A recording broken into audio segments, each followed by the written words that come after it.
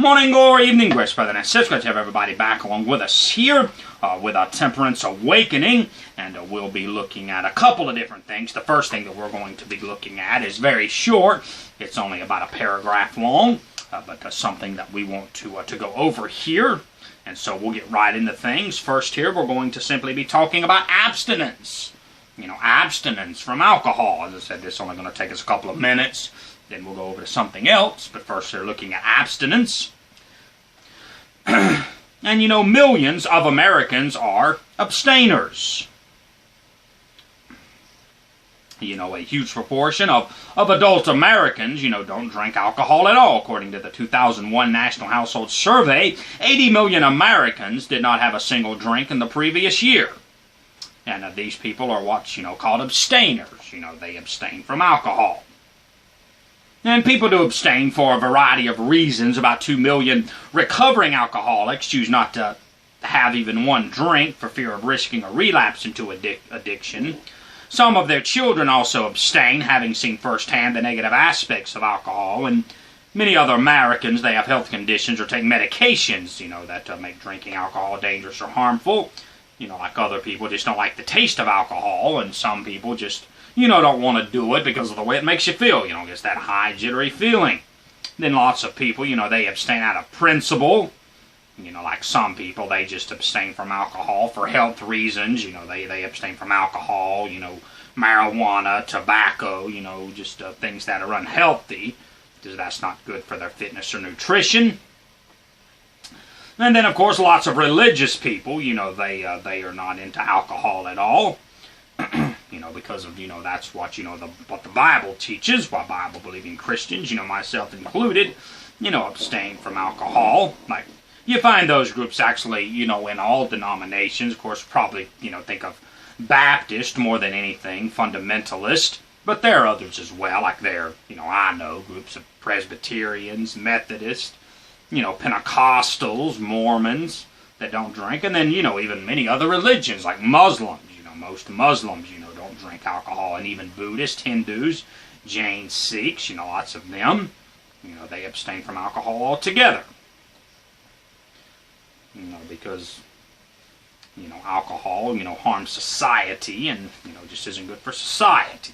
And now we're going to move on to something else here, simply going to look at drinking and driving. So drinking and driving here, and a lot of what we have to say here, will particularly be for young people. And so we'll kind of be, using that type of language for young people throughout some of this, but very important. Certainly something that we do need to go over. And certainly being a new driver, isn't easy. I remember that time when I was a teenager and I started driving. And driving comes with, lots of rules and regulations, and experience is certainly the best teacher, which can take a lot of time and practice for some people. And, saying no to the social pressure to drink isn't always easy. Let's just be honest about it. Some of our friends, they begin to drink. Some of them may have been experimenting with alcohol, for quite a while. They might have a couple of beers or, some wine, liquor or something, before a dance, during a party, after a ball game or whatever. They look and act as if they're having a really good time, and, they might not even seem drunk, and they might want you to join in.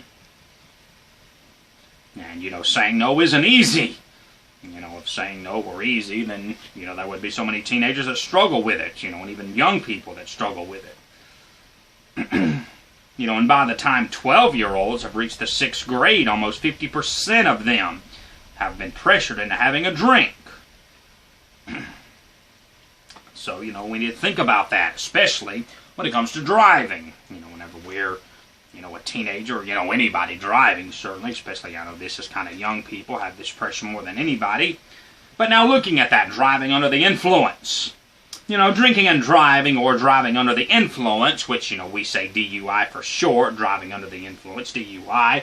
That means the driver's operating a motor vehicle while under the influence of alcohol. Then some people refer to that condition as a DWI, driving while intoxicated. And every state sets a maximum blood alcohol concentration limit for drivers, over which it's considered unsafe and against the law to drive. And if you're stopped for suspected drinking and driving, then your blood alcohol concentration level is going to be assessed. And if you exceed your state's legal limits, you can be arrested and charged with driving under the influence, or driving while intoxicated, ever how your state words it.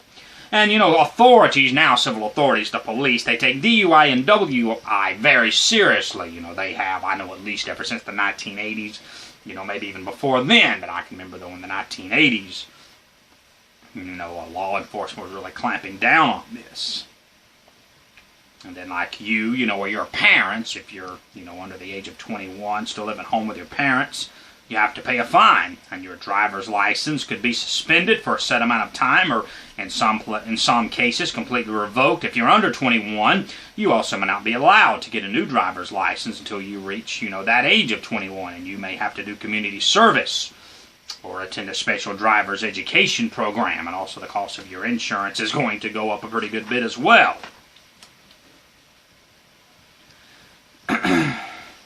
So we're now looking at that blood alcohol concentration levels.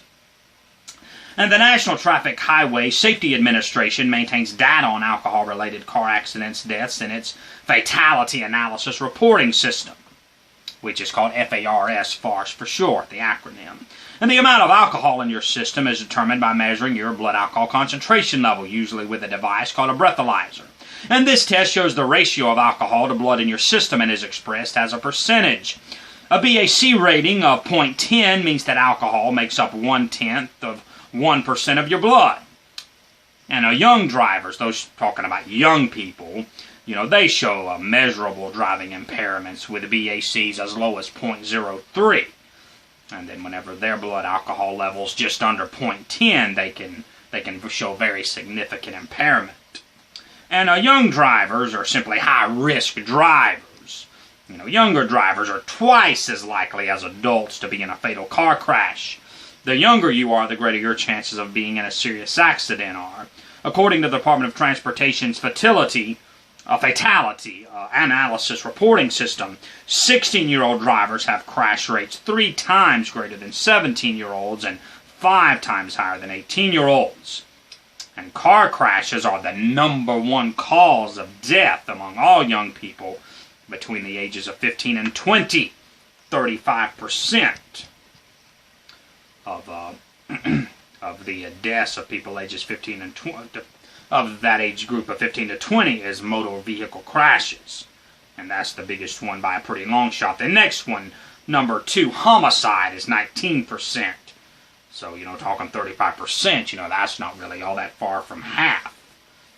Almost half of the young people aged 15 to 20, they die because of motor vehicle crashes. And a lot of different reasons account for these alarming statistics about teen drivers. Inexperience on the road, inadequate driving skills, poor judgment and decision-making, too much nighttime and weekend driving when the chances of a car crash are greater, impulsive, risk-taking behavior such as speeding, and then also drinking and driving. And, drinking does go straight to your head. It goes straight to the brain, has a very profound effect on the brain. Specifically, it affects a part of the brain called the frontal lobe, which helps you think clearly, assess situations calmly, and make rational judgment. The frontal lobe also keeps you from making really bad impulsive decisions. And your frontal lobe is your best friend when you're driving, but only if you don't add alcohol to the mix. And see, that's why, we endorse abstaining, because even one drink impacts how the frontal lobe functions, along with how well you think, feel, and react in a stressful situation. And driving, which involves so many quick decisions, can be extremely stressful. See, and of course, driving requires multitasking. Like if you play sports, you know what multitasking is. You have to control both the ball and your body while you're constantly moving. You have to keep tabs on your teammates and watch out for your opponents. You have to follow the rules of the game, plus keep your eye on the field, on the ball, and on the goal of the net. Multitasking takes a clear head and a lot of practice. And driving also requires multitasking. We need to visually track several different moving objects at the same time. Need to have good hand-eye coordination. Need to perform multiple tasks while maintaining control of our car and obeying the laws. Now, whenever a person drinks, those abilities are impaired. You tend to focus your eyes only on one area and you lose most of your peripheral vision. Your hand-eye coordination slows down and you can't handle the wheel or clutch and stick shift as well as usual. Our reaction times are off. You brake too quickly or too slowly. You find it difficult to pay attention to more than one thing at a time, such as reading road signs and traffic signals, staying in your lane, following the speed limit, and watching out for pedestrians. When a person drinks and drives, all the talents that make someone a good and safe driver and a responsible adult are diminished, or they disappear completely. And now most states have BAC limits of 0.08%. That's the equivalent of 2 or 3 drinks in an hour, depending on the drinker's weight and gender. Like slim, teenagers and females have a lower tolerance for alcohol. They can drink less, than other people, but they can still have the same blood alcohol concentration level. And by 2003, 19 states, with more joining that list every year, have lowered their BAC limits to 0.08%. And that's 2 drinks or fewer in the first hour that someone may be drinking, and 1 drink in an additional hour. And these limits, of course, they only apply to adult drivers, which leads to that next point. Zero tolerance laws equal zero alcohol. In just the same way, like we said back in the 1980s, whenever law enforcement really started, enforcing these laws against drinking and driving, they also, just made this zero tolerance law. Said anybody under the age of 21, is not going to drink and drive. And see, experts have proven time and time again that it takes much less alcohol to influence a teenager's driving, and as a result, all 50 states and the District of Columbia have zero tolerance laws for drivers under the age of 21. That means if you're in that age group, if you're younger than 21, plain and simple, it is illegal for you to drink at all, but especially operate a motor vehicle, regardless of your state's BAC laws. Like if you just have 1 beer over the course of the evening and then you drive and you're caught, you can face the same DUI penalties that, somebody of legal age, would have. And the BAC limits assigned to young drivers under the zero tolerance law, they do vary by state, and they range from a BAC limit of 0.02, which is the equivalent of 1 drink or less in an hour, to a BAC of simply 0.0, which means no alcohol at all. And the BAC of 0.0 adheres to the letter of the law, since people under the age of 21 are not supposed to be drinking at all. And speaking, of these, laws and penalties for DUI, as we said, a person who is cited for DUI, many of those same penalties can apply to an underage drinker. They could even be tougher, depending on your circumstances, like, where you locally live, your state and everything. They can include vehicle impoundment, vehicle confiscation, or vehicle forfeiture. Special license plates or plate markings, and ignition interlock. That's a device installed in your car that measures the alcohol in your breath before you can start the car. See, there are a lot of drastic measures, that states and, some local municipalities are taking. And now looking at some very, very eye-opening facts. Whew. This is quite dreadful here to read these 6 facts. Now, these are very important facts about drinking from the 1999 National Household Survey on Drug Abuse. They're quite surprising, shocking. By law, the minimum drinking age in every state is 21. But the number 1 cause of death among 15 and 19-year-olds are car crashes caused by drinking and driving. In 1997, 14% of drivers aged 16 to 20 years who were involved in fatal car crashes were legally drunk with BAC levels of 0.08 or more, even though those drivers weren't even legally old enough to buy alcohol. Every 20 minutes, a person dies in an alcohol-related car crash. On any given weekend evening, between 10 p.m. and 3 a.m., 1 of every 10 drivers on the road is legally drunk. On weekend nights, any driver with a BAC level less than 0.15, that's 5 drinks or less in 2 hours for a 120-pound male, or 4 drinks or less in 2 hours for a 120-pound female, is 380 times more likely to get into a fatal crash than a non-drinker. In a typical year, more than 17,000 people are killed while driving under the influence of alcohol. When fatalities among passengers and pedestrians are added to the annual DUI death count, the total number of deaths is more than 28,000. So, 28,000. That's the size of could be the size of a city. And then looking at road rage and alcohol use. Road rage refers to a driver's overreaction to aggressive driving by another driver by retaliating with a violent act, usually an assault with a vehicle.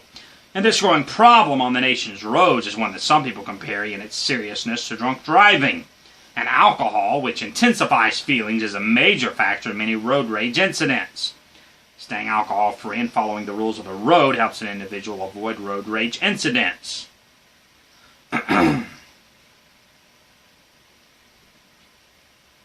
And then simply looking at this, and just about through here, helping young drivers become good drivers. Several years ago, traffic safety experts decided to address the problem of high-risk young drivers by introducing a driver education program that extended the learning process for teenage drivers. This program is called Graduated Driver Licensing, GDL for short. And if your state doesn't have a GDL program now, it probably will have one very soon. 34 states plus District of Columbia already have some type of GDL program in place.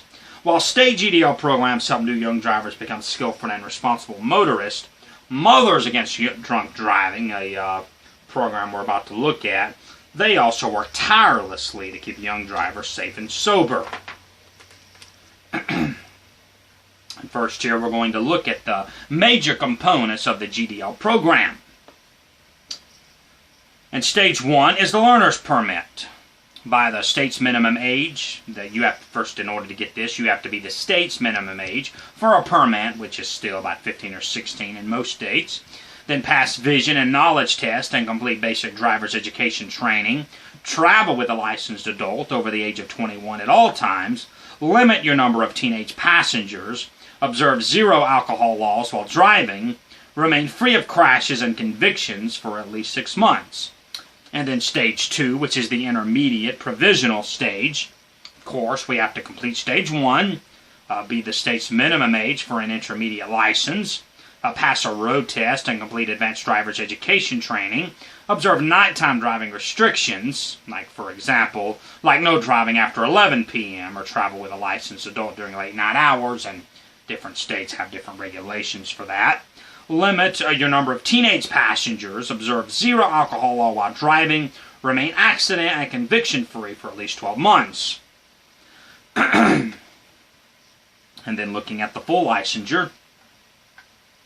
Of course, we complete stage 2, then we be the state's minimum age for a full licensure and observe 0 alcohol laws while driving. And now looking at that, Mothers Against Drunk Driving. In 1980, Candace Leitner's 13-year-old daughter Carrie was killed by a drunk driver who just been released from jail just 2 days before for another drunk driving offense. And he was still carrying a valid California driver's license. And angered by the injustice of the situation and fueled by grief, Candace Leitner met with a few friends to discuss what they could do to stop drunk drivers. And so MADD, M-A-D-D, was born. And just more than 20 years later, so this was just back like in the year 2000, by the year 2000, there were 600 MADD chapters in all 50 states, as well as in Canada, Guam, and Puerto Rico.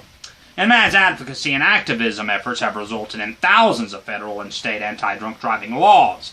Among MADD's most significant accomplishments are introducing the Designated Driver Program, establishing a Victim Bill of Rights, increasing the legal drinking age to 21 in all states, instituting tougher DUI penalties, including license revocation, advocating for a maximum BAC limit of .08 nationwide, and championing zero-tolerance laws for underage drivers. And so MADD has certainly done a lot of good in restricting drunk driving. And of course, just saying no to drinking and driving is a tough decision. And, we just have to make that for ourselves. I can't really make anybody do that. And by taking responsibility of a driver's seat, we're, accepting a very big responsibility of being an adult. We're responsible for the lives of the passengers, ourselves, and the other drivers on the road. And we must consider the consequences in the short term and in the long term. And is the trade-off for making a bad decision worth it? You know, how much do you value your life and the lives of other people in your car and in other cars on the road? And if we're having trouble making the right decision, remember that help is available. You know, talk to a friend, a counselor, a teacher, a minister, some type of mentor. And, you know, if you do drink, then, you know, do not drive. Call somebody, even your parents. Yeah, parents will get angry, but they'd probably rather you call them than be in a risky situation. And, you know, that certainly goes for anybody and everybody. Don't drink at all. That's the best thing to do, but especially don't drink and drive. But thank you so much for being here with us today. And certainly good stuff that we went over there. And actually going to be looking at drinking and drugs, mixing drinking and drugs in the next lecture. So we certainly look forward to that. And so once again, thanks for being with us, and we'll see you next time. Until that every kind of shadows flee away, I am Dr. Coop, and I love you, and I appreciate you.